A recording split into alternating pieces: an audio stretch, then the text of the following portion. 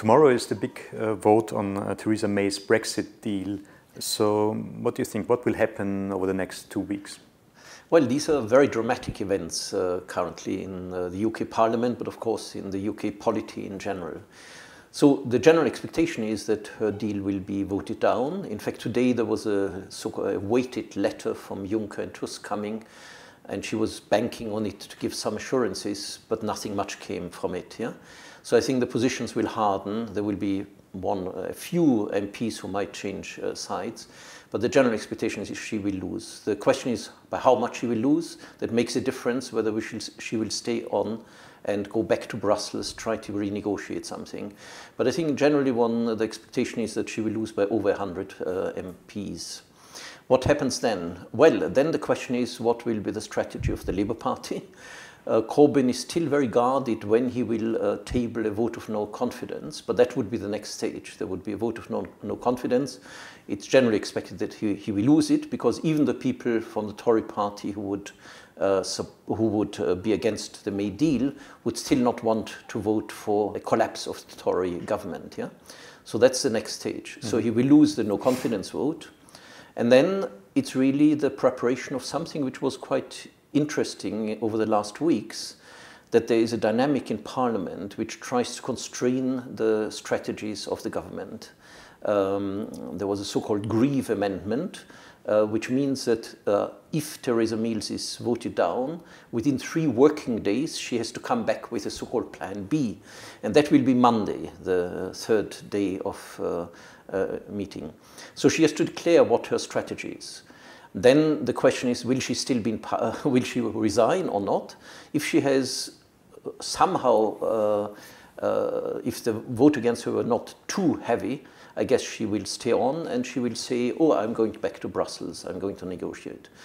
But there has to be something qualitatively different which will happen after that. So I guess there will be quite a bit of dynamic across party lines to prepare the type of negotiating stance they will push May to adopt in the next round of negotiations with Brussels. And that's one option. The other option is, of course, that she resigns and there has to be a new leadership election in the Tory party. And how do you see then the medium-term scenario? I know, will the May deal be even further softened, or what will be the future there? Well, now the question is which scenarios are going to open up in terms of the type of Brexit or no Brexit which might take place.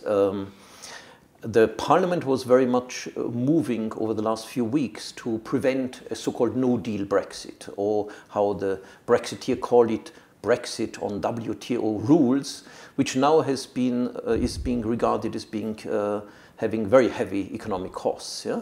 So Parliament will try to avoid a no-deal Brexit, or Brexit alle Brexiteers. Yeah? So the more likely outcome is that there will be a sort of cross-party negotiations, as you said, on a soft Brexit. But what does it really mean in detail? It really means, to some extent, trying to absorb a higher share of Labour voters for a next round of negotiations. Yeah? And Labour MPs will support it if he comes closer, or the Tory party comes closer to what is the Labour position. And they are on the table. In fact, the Labour Party wants, if there is a Brexit, wants to have a customs union with the EU, which means giving up independence of trade policy, although Corbyn still says we might have some say or some negotiating power when new trade agreements are struck between the EU. But people are relatively skeptical about that. And then a relatively a closer relationship in relation to the single market, plus assurance of workers' rights, environmental standards, and consumer standards. So I guess in the last 2 areas, on workers' rights, environmental rights, Mrs. May has already moved over the last week. So this has already taken on board some of Labour's claim. So the big issue is whether the Tory party, and I wonder whether May might still in control, will move on the customs union issue. Once they offer a customs union, then the Labour Party will be in a difficult position because it would prop up, in a sense, a Conservative party in power which has agreed to the most fundamental demands from the Labour Party. And then it is rather difficult for Mr. Corbyn to refuse that, but if he doesn't refuse that, he will be seen as a type, he's already called a Ramsay-MacDonald type, meaning the person in the interwar period who made a big coalition with the Tory party. So my feeling is that this will move in this direction towards a softer Brexit, more in line with the Labour demands.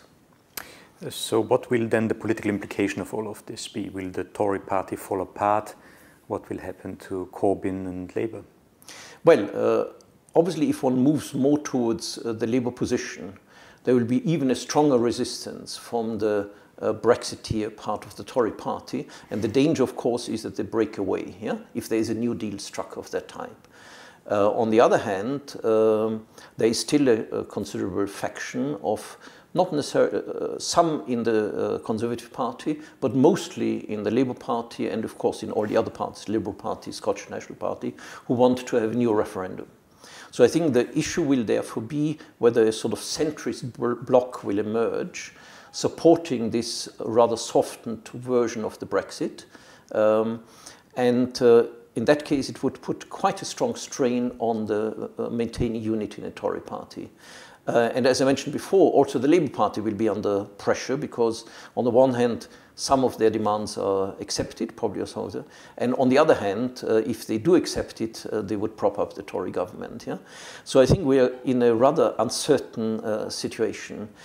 It could, of course, be that there are a number of different options remain on the table, namely, which could also enter into a referendum. One would be the no deal or leaving Brexit on WTO rules. The other one would still be a possible giving to the voter the right to decide on the May deal, and a new type of arrangement, which is the softer version of the May deal, plus Remain. So in a sense, there could be 4 options on the table, which could move towards a referendum.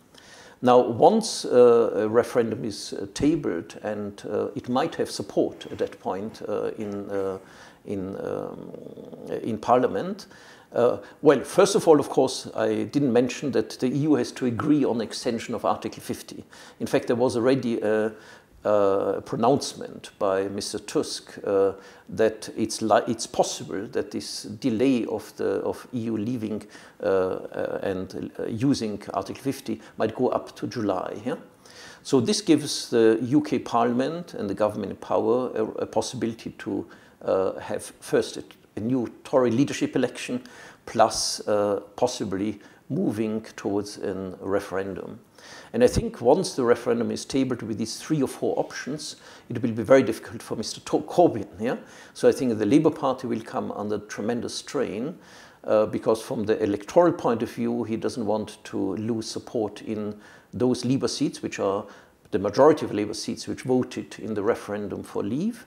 But on the other hand, the membership and all the momentum amongst the young people who joined the Labour Party will push towards opting for Remain. And I think this could develop a severe strain in the Labour Party. While the Tory party, once there's a referendum, people will decide which way they vote. Yeah? Some people will support Remain, some people will support this centrist thing, others will support. And that was more or less what also happened in the previous referendum. But so far, the Labour Party has pushed down these internal divisions, and therefore I think there would be severe strains on the Labour Party. If you ask me what's the most likely outcome, I think it's possible that this more centrist form of a Brexit deal will be negotiated and will find in Parliament majority support. And I think in order to keep democratic legitimacy, it's likely that this will also be put towards a new referendum. So the whole Brexit saga will move on and be very exciting for political analysts, but of course quite difficult in the current European and British situation.